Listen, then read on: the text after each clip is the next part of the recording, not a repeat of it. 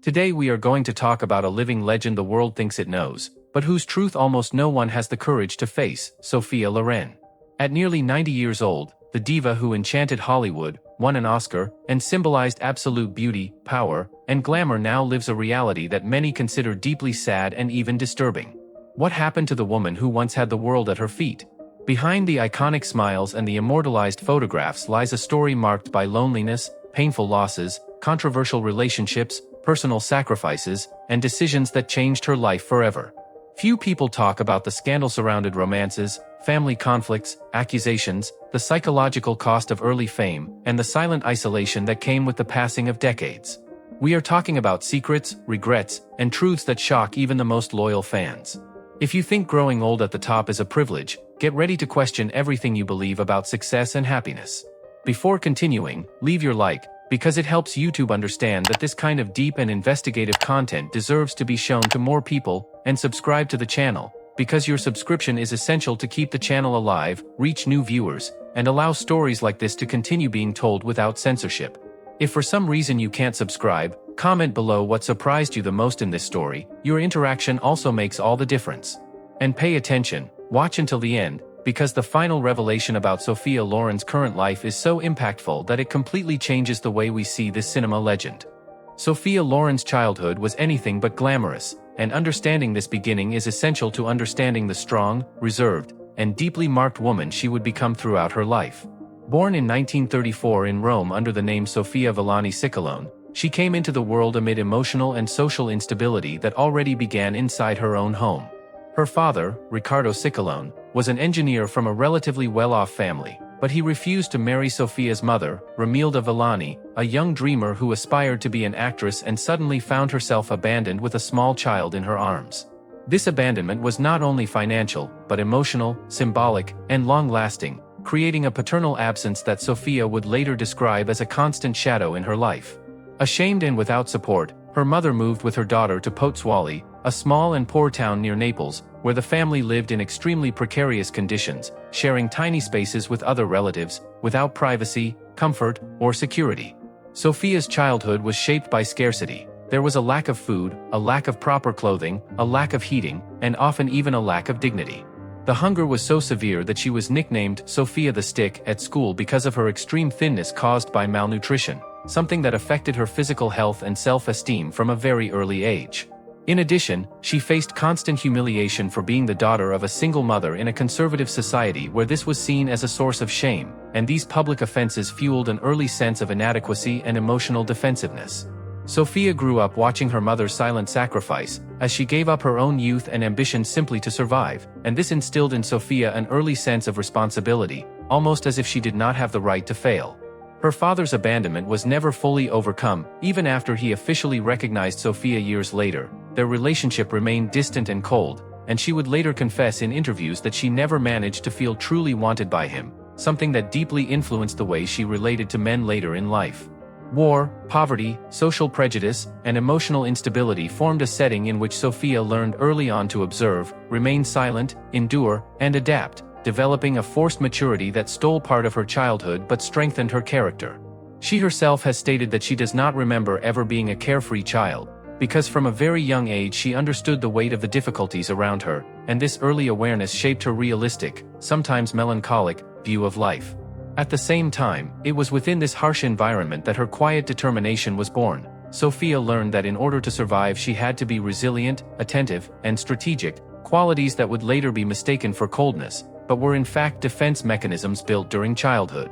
This early phase of her life explains not only her strength, but also her insecurities, her fear of loss, her need for control, and her deep appreciation for family stability, elements that followed her throughout her personal and emotional journey, revealing that behind the myth there was a girl marked by absence, deprivation, and traumas that were never completely erased. From a very young age, after growing up in an environment marked by extreme poverty, hunger, and constant insecurity, Sophia never saw cinema as a world of glamour. For her, it was a desperate way out, a chance to escape a life that offered very few options. Entering beauty contests and auditioning for film roles was not driven by artistic ambition, but by survival. When she first began attracting attention in Italian studios, she was barely over 15 years old, and the interest around her had little to do with her thoughts, emotions, or dreams. What people noticed first was her appearance. Very quickly, filmmakers and photographers began shaping her public image around sensuality, turning her into a symbol of desire before she fully understood what that meant. Years later, she would admit that she went along with it simply because she didn't realize there were other paths available to her. Her image followed a strict formula: highlighted curves, tight dresses, suggestive poses, and characters whose power often came from how men reacted to them. Even as her roles grew larger, conversations about her work focused far more on how she looked than on her intelligence or dramatic ability, leaving her feeling, as she later said, watched rather than truly heard. Success arrived at such speed that she had no time to grow emotionally. In just a few years, she went from an insecure teenager to a global figure constantly judged, admired, and discussed, both in Italy and abroad. When she entered Hollywood, this dynamic became even stronger. American cinema embraced and amplified the stereotype of the passionate, exotic Italian woman, an image that followed her for decades. At the time, Sophia barely spoke English, yet she was surrounded by powerful executives making decisions about her future while she was still trying to understand who she really was beyond the persona audiences paid to see. In later interviews, she confessed that there were moments when she felt detached from her own body, as if it no longer belonged to her, but to the public. Early sexualization created a painful contradiction. While the world praised her as one of the most beautiful women alive, she carried a deep fear that if her appearance changed, everything could disappear overnight. That fear pushed her to accept repetitive roles, uncomfortable scenes, and constant exposure, things that would be openly questioned today. Still, over time, Sophia developed an impressive resilience. She learned how to turn what was once imposed on her into a source of control and strength. Yet she never romanticized that period of her life. Calmly and honestly, she has said she would never advise a young woman to go through the same experience without emotional support, guidance, and the freedom to choose. The audience saw only the shine, but behind the scenes there was a young woman trying to protect herself in an industry that treated her like a product. What makes her story even more powerful is that she never framed herself as a helpless victim. She acknowledges the pain, but also the strength she had to build in order not to be consumed by the system. This chapter of her life stands as both a fascinating success story and a warning, showing how early fame can be as dangerous as it is seductive, especially when it comes to someone who is still learning how to be an adult. The relationship between Sophia Loren and Carlo Ponti is one of the most complex, delicate, and controversial chapters in the entire history of Italian and world cinema, not only because it involved love, but because it intertwined power, emotional dependence, legal scandals, personal sacrifices, and a bond that endured for decades under intense public pressure. When Sophia met Carlo Ponti, she was still practically a teenager coming from extreme poverty, while he was already a respected, sophisticated, and influential producer more than 20 years her senior, someone who deeply understood the inner workings of the film industry and knew how to shape stars. From the very beginning, the relationship was marked by a clear imbalance. Ponti was not just a romantic partner, he became her mentor, manager, protector, and at the same time the main authority figure in Sophia's life. She herself would later admit, in interviews given in her mature years, that at that stage she could not clearly distinguish where love ended and dependence began, because Ponti was the one making crucial decisions about her career, her contracts, her public image, and even her movements between countries. The love between them grew within this unequal dynamic, but also within an extremely conservative Italy of the time, where divorce was illegal and Catholic morality exerted enormous social and legal influence. Carlo Ponti was married when he began his relationship with Sophia, and this turned her life into a minefield of judgments, accusations, and media attacks, which often portrayed her as an opportunist or a homewrecker, something she always said caused her deep pain and guilt, even though she sincerely believed she was living a true love. The scandal reached extreme levels when Ponti attempted to annul his first marriage in order to marry Sophia, using a divorce obtained in Mexico that was not recognized by Italian authorities, leading both of them to be officially accused of bigamy and adultery, serious crimes under Italian law at the time. The consequences were devastating. The couple spent years living almost in exile, with a real fear of returning to Italy and facing prison, legal proceedings, and public humiliation, something Sophia described as a period of constant anxiety, in which international success contrasted sharply with a personal life marked by fear and instability. She even stated that despite being at the height of her Hollywood career, winning awards, and working with the biggest names in cinema, many nights were spent crying, feeling trapped in a situation that seemed to have no way out. Sophia's emotional dependence on Ponti intensified during this period. Because he was both the cause of the problem and the shield against it, He was the one who had placed her in this delicate position, but also the one negotiating, protecting her career, and assuring her that everything would be fine. Always careful in her tone, Sophia never directly accused him of excessive control, but she made it clear that her youth was lived under decisions that were not entirely her own, something she was only able to fully understand many years later. Their official marriage only became possible in 1966, when Ponti finally managed to obtain a legal divorce in France, allowing them to marry without legal risk and putting an end to one of the biggest legal scandals involving a film star in the 20th century. Even so, the emotional scars remained. Sophia revealed that for years she lived with the feeling of being constantly judged, watched, and used as a moral example, while Ponti, as a powerful man, suffered far fewer social consequences. Despite everything, she always publicly defended her husband, stating that he was the great love of her life and the person who believed in her when no one else did, which illustrates the complexity of this bond, where genuine love and dependence coexisted inseparably. Ponti continued to manage her career even after their marriage, influencing professional choices and maintaining a dominant presence behind the scenes, something many critics interpreted as a controlling relationship, but which Sophia described as protection, perhaps because acknowledging otherwise would mean confronting wounds too deep to face. Over the years, especially after becoming a mother, Sophia slowly began to build a more independent identity, yet one still deeply connected to Ponti, who remained her emotional anchor until his death in 2007. When he passed away, Sophia described the loss as losing a part of herself, admitting that despite the controversies, sacrifices, and suffering, she could not imagine her life without him, reinforcing just how intense and defining that relationship was. Today, looking back, Sophia Loren speaks of that love with serenity, neither fully romanticizing it nor expressing resentment, recognizing that she lived a story that gave her everything and, at the same time, cost her dearly. Her relationship with Carlo Ponti was not a fairy tale, but a deeply human narrative full of contradictions, where love, power, fear, loyalty, and survival were inseparably intertwined, shaping not only the career of one of the greatest actresses in history, but also the woman behind the myth. For a long time, Sophia believed she might never be able to become a mother, something that affected her deeply, as the desire to build a family was always connected to the wounds of her own childhood marked by paternal abandonment and emotional instability. Still young, at a time when her career was already consuming almost all of her physical and psychological energy, she suffered 2 consecutive miscarriages, experiences that left her devastated, not only because of the grief of loss, but also because of the growing fear that her body might be permanently failing her in this deeply intimate aspect of her life. In interviews given years later, she explained that she lived through these miscarriages in extreme solitude, because at that time such pain was not openly discussed, especially when it involved an international star who was constantly pressured to maintain an image of strength, beauty, and absolute success. Sophia described feeling an intense mix of guilt, sadness, and frustration, questioning whether she had prioritized her career too much, whether stress, constant travel, and emotional pressure had taken too high a toll, and this self-blame followed her silently for a long time. The suffering was even deeper because, while the public saw her as a complete and fulfilled woman, inside she carried a sense of emptiness that no award, applause, or professional recognition could fill.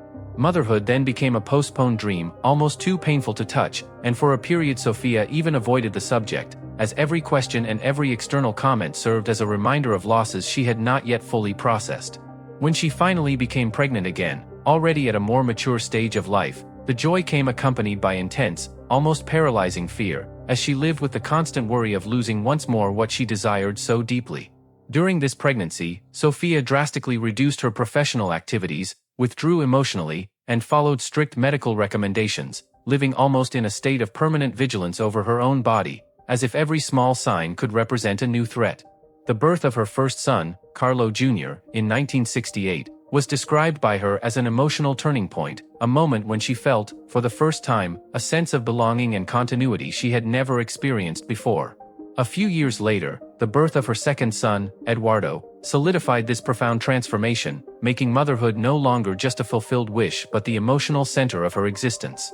Sophia has always stated that becoming a mother did not erase the pains of the past, but gave them new meaning, because caring for her children was, in a way, caring for the child she herself had been and who had not received enough protection. Even so, late motherhood also brought silent challenges, as she had to balance her intense love for her children with a constant awareness of time, knowing she had entered this phase of life later than most women and fearing she might not be present long enough to accompany them through every stage. This fear of time appears repeatedly in her words, revealing a discreet yet persistent anxiety that accompanied her even in moments of greatest family happiness. Sophia became an extremely protective, attentive, and disciplined mother, perhaps as a direct response to the abandonment she suffered in childhood, and she herself acknowledged that at times she needed to learn not to confuse care with control, a lesson that came with the years and with emotional maturity. Unlike her public image as a confident and powerful diva, at home she allowed herself to be vulnerable, insecure, and deeply emotional, finding in domestic routine a refuge from the harshness of the outside world. Motherhood also redefined her relationship with work, as Sophia began choosing projects far more carefully, turning down roles and opportunities that would keep her away from her children for long periods, something unthinkable in the early years of her career. She admitted that there was a professional price to pay for these choices, but stated without hesitation that she never regretted them, because being present in her children's lives was something no success could ever compensate for. As the years passed and she watched her children grow, become independent adults, and build their own paths, Sophia began to experience a new kind of silence, different from the one she lived through after the miscarriages, but equally profound, the silence of the empty nest, which reawakened old memories of loss and loneliness. Even so, she speaks of this phase with gratitude, recognizing that motherhood, though late and surrounded by pain, was the greatest source of meaning in her life, what allowed her to move through aging with greater serenity and purpose. The silent suffering that marked her journey as a mother was not a suffering of spectacle, but an intimate process lived far from the cameras, made up of sleepless nights, unspoken fears, and difficult choices, showing that behind the public image of perfection there was a woman who loved deeply, lost deeply, and found in motherhood not a magical solution, but an honest way to keep living, with all the fragilities, affections, and scars that are part of a real life. In 1982, when Sophia was already an internationally established star, an Academy Award winner, a supreme symbol of Italian cinema, and highly respected in Hollywood, she was suddenly caught up in a scandal that shocked the public, accusations of tax evasion brought by the Italian authorities. According to the state, the actress had allegedly declared incorrect income related to money earned abroad, something that at the time was extremely common among international artists, but which, in her case, took on enormous proportions because of her fame. What could have been handled as an administrative matter quickly turned into a public spectacle, amplified by the press and by resentment from segments of Italian society that viewed artists who built careers outside the country with suspicion.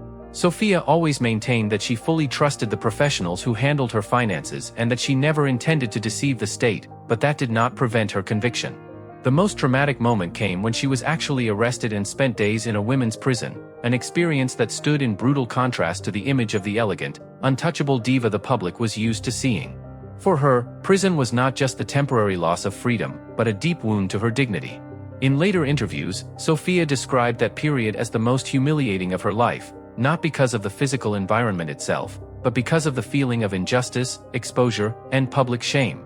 She said that when she entered the cell, she felt that her entire life journey, her sacrifices, and her achievements had been reduced to a cruel label, as if she had suddenly ceased to be the admired artist and become just another name in a negative headline. The psychological impact was intense. A woman who had always valued discipline, control, and an image of strength found herself vulnerable, without makeup, without costumes, without the shield of fame. The press followed every detail with a mix of curiosity and judgment, turning the episode into a true media trial. Photographs, malicious comments, and superficial analyses circulated widely, reinforcing the feeling of total exposure. Sophia felt she was being punished not only for an alleged tax irregularity, but also for being a powerful, independent, and international woman, something she herself suggested disturbed more conservative sectors of society. During this period, she reflected deeply on the price of fame and on how public admiration can quickly turn into condemnation when an idol no longer fits the idealized image. Despite the pain, Sophia maintained a surprisingly serene posture. She never directly attacked the judicial system or made inflammatory speeches, choosing silence and dignity instead, something many interpreted as coldness, but which was in fact a form of emotional self-protection. After serving her sentence, she was released, and years later the situation was revisited, with recognition that there had been errors and excesses in the process, reinforcing the perception that she had been used as a public example. However, the damage had already been done. Sophia revealed that even after her release, she carried the weight of that episode for a long time, feeling that people looked at her differently, as if her image had been permanently stained. She also spoke about the impact of that moment on her family, especially on her children, who had to cope with the shock of seeing their mother exposed in such a way. For Sophia, perhaps the most painful realization was understanding that fame offers no real protection when institutions decide to act, and that in the end, everyone is vulnerable to public humiliation. Over the years, she came to view the episode with remarkable maturity, saying that prison taught her humility, resilience, and a new understanding of justice and human fragility. She stated that the experience helped her see people with greater empathy, because she came to know anonymous women living extremely harsh realities, far from any spotlight. This experience, though traumatic, also strengthened her inner resilience and her ability to move forward without resentment. Today, when she looks back on this chapter, Sophia Loren does so not with anger, but with calm honesty, recognizing that it was one of the most difficult moments of her life, but also one of the most transformative. The arrest, the accusations, and the public humiliation definitively shattered the myth of invulnerability, showing that behind the star there was a woman subject to the same injustices, fears, and pains as anyone else, and perhaps it is precisely this experience that contributed to the human depth, sobriety, and clarity with which she came to see the world and herself in the years that followed. As the years passed, especially after the death of Carlo Ponti in 2007, her life partner for more than 5 decades, Sophia began to face a kind of silence that no brilliant career can ever fill. In rare and carefully chosen interviews, she made it clear that grief was not something fleeting, but a constant presence, almost like an invisible companion sitting beside her every day.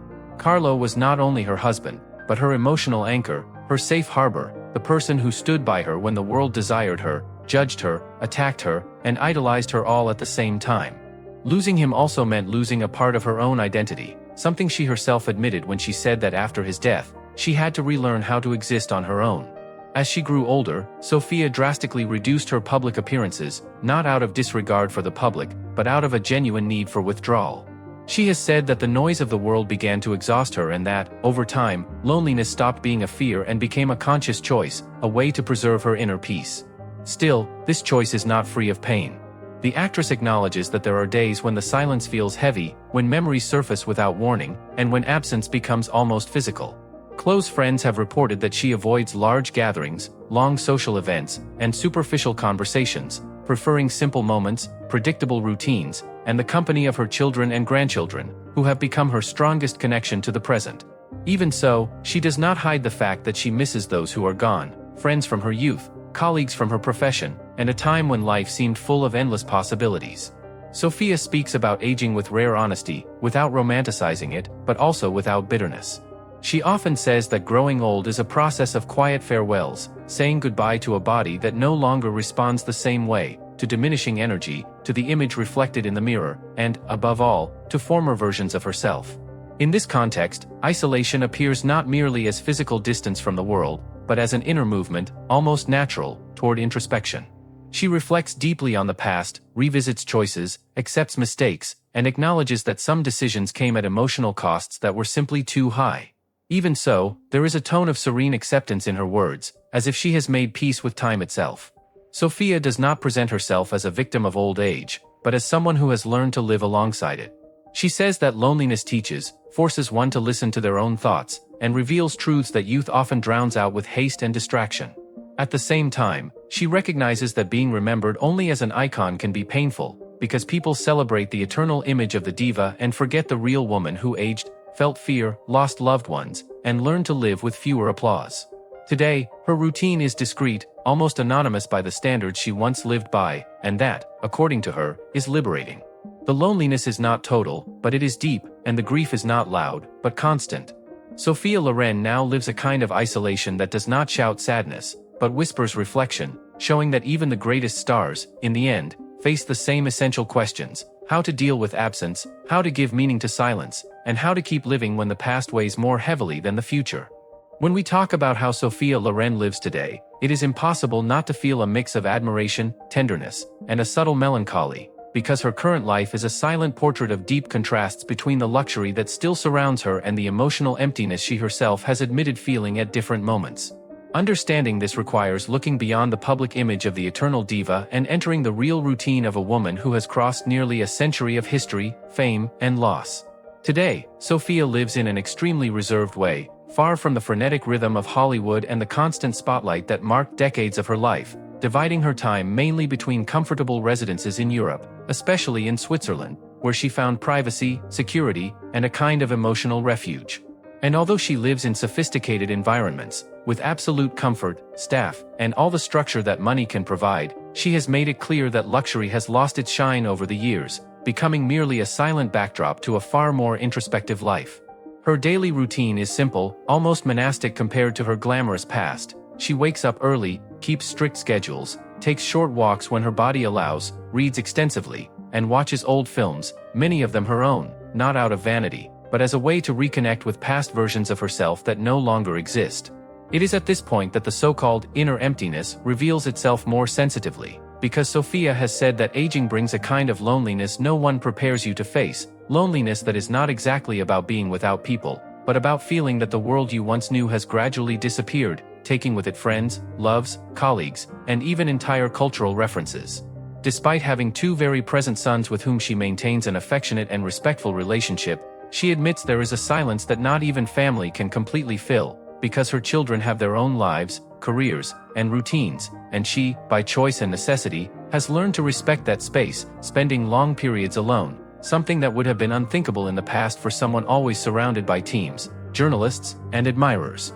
Physically, Sophia lives with the natural limitations of advanced age, constant aches, reduced mobility, and an energy level that no longer matches the active mind she still possesses. In rare interviews, she has spoken honestly about the difficulty of accepting her aging body, not only in an aesthetic sense but a functional one, stating that the loss of autonomy is one of the hardest aspects of old age, especially for someone who has always been extremely disciplined and independent. Emotionally, grief is a constant companion, especially after the death of Carlo Ponti, with whom she shared a complex, deep, and enduring relationship, and although she never fully romanticized that marriage, she acknowledges that his absence left a structural void in her life, as if a part of the mechanism that sustained her world had simply stopped working. Sophia also lives with memory, and perhaps this is one of the most intense aspects of her current life, because memories emerge powerfully, sometimes sweet, sometimes painful, bringing back moments of extreme poverty, paternal rejection, personal sacrifices, difficult decisions, and choices that can no longer be revisited. She has confessed that, over time, memory ceases to be merely recollection and almost becomes a place one lives in again, which can be comforting but also exhausting. Even so, there is a new serenity in the way she faces life, a calm acceptance that time has passed and that there is nothing left to prove, no roles to conquer, no applause to seek. Perhaps that is why she has chosen to appear so rarely in public, reserving those appearances for projects with personal meaning, such as work connected to her children or stories that resonate with her own journey. Spiritually, Sophia has become more reflective, often speaking about faith not in a dogmatic way, but as a quiet emotional support, something that helps her deal with the fear of death, which she says is not an end but a passage, although she admits that the true fear is disappearing from people's memory, being reduced to a frozen image while the real woman, with flaws, pain, and contradictions, is forgotten.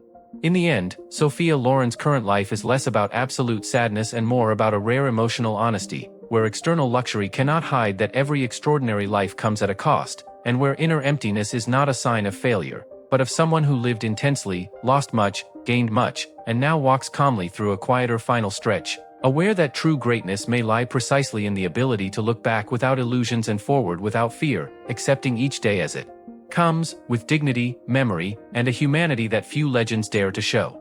As we reach the end of this story, it becomes impossible not to feel a tightness in the chest when realizing that behind the eternal glow and the image immortalized on screen, Sophia Loren now lives a reality far more silent, lonely, and human than many imagine. The woman who symbolized beauty, success, and absolute power crossed nearly a century of glory, but also of losses, sacrifices, and difficult choices, and perhaps the greatest lesson of her journey is understanding that fame never protects anyone from time, pain, or loneliness. If this story touched you in any way, don't forget to leave a like, because it helps YouTube recommend this content to more people who also appreciate deep and real stories like this one. Be sure to subscribe to the channel as well, because your subscription is essential for the channel to keep growing and bringing more investigative, emotional videos filled with behind-the-scenes stories that are rarely told. And now I want to hear from you. What surprised you the most about Sophia Loren's life? Was it the loneliness, the losses, the scandals, or the way she faces aging? Leave your comment below, I read them all, and your opinion truly matters.